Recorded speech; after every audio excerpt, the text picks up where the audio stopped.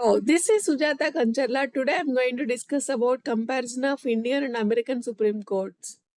This is very much useful topic for all the competitive exams. Let's comes to comparison. First, Indian Supreme Court. Its original jurisdiction is confined to federal cases.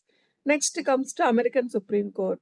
Its original jurisdiction covers not only federal cases but also cases relating to naval forces, maritime activities, and ambassadors, etc.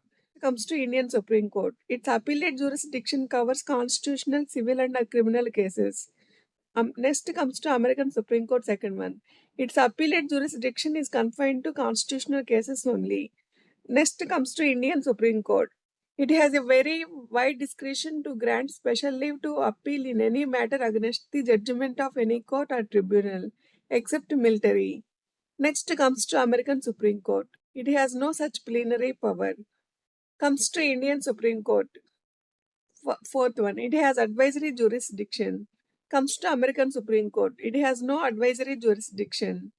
Comes to Indian Supreme Court, fifth one, its scope of judicial review is limited. Next comes to American Supreme Court, fifth one, its scope of judicial review is very wide.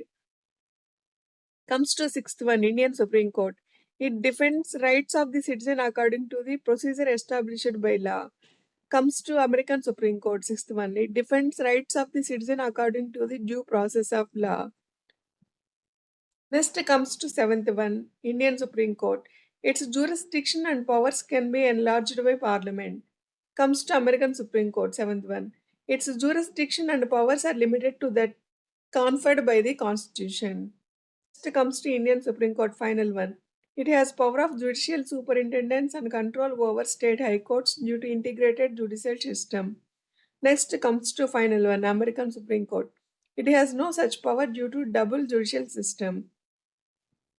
Thank you. If you like this video, please share, subscribe, comment, and give suggestions.